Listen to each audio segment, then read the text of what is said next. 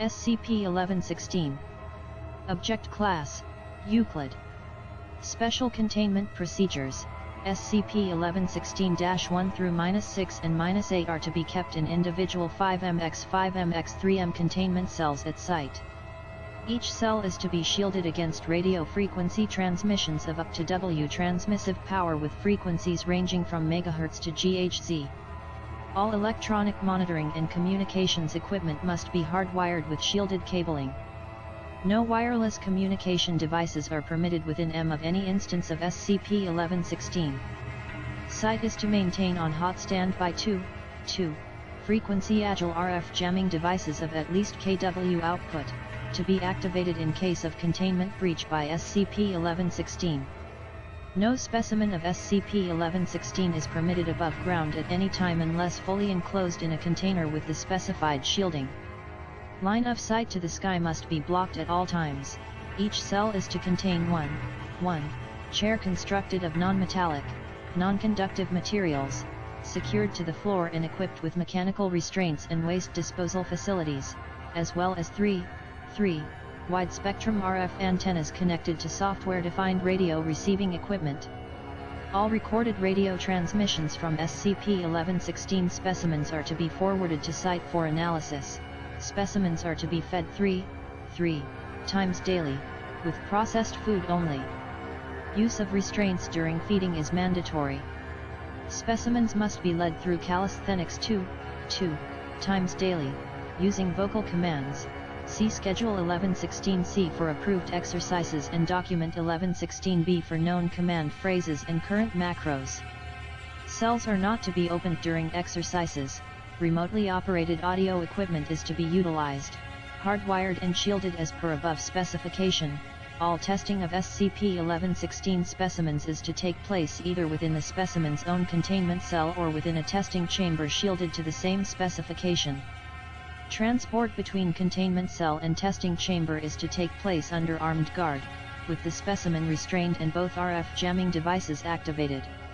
During transport and testing, all verbal interactions between researchers and / or security staff are to be confirmed by hand signal.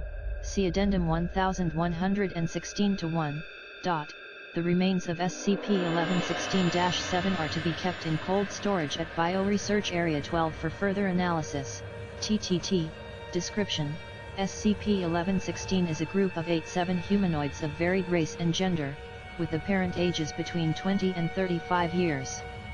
All initially appear to suffer from catatonic stupor, including symptoms of catalepsy. Specimens will swallow food and water when placed into their mouths, but will not chew.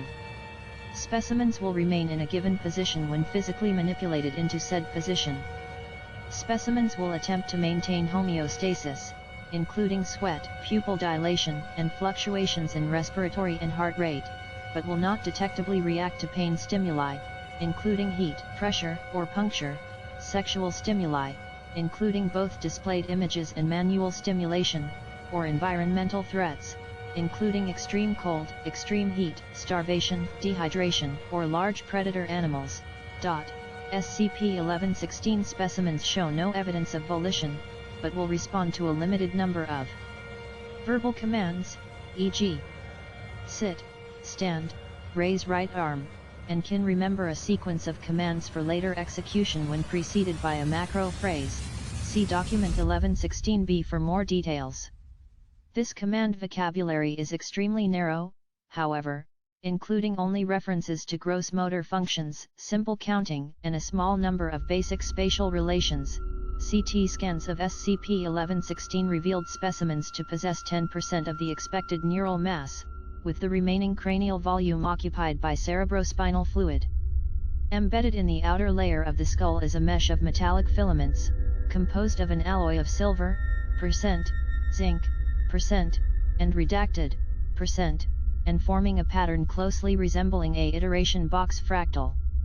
SCP-1116 specimens appear to use this mesh layer as a radio antenna, and will transmit, times per hour on different frequencies.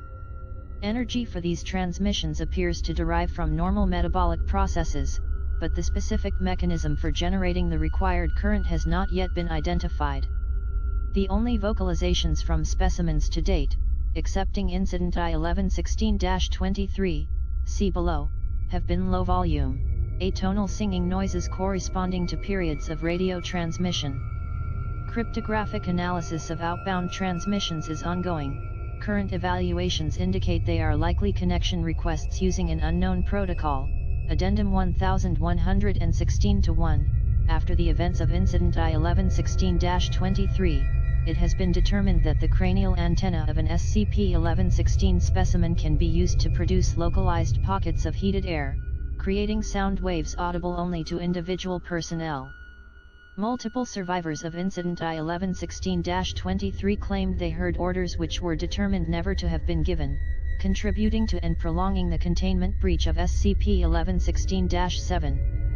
Containment procedures have been updated accordingly, plus Incident I-1116-23, Incident I-1116-23, Document Number I-1116-23, Date, //20, Location, Site, TTT, Description, during transport from cell to testing chamber, SCP-1116-7 accessed a laptop left 1M away with its wireless networking enabled, and through it circumvented site network security.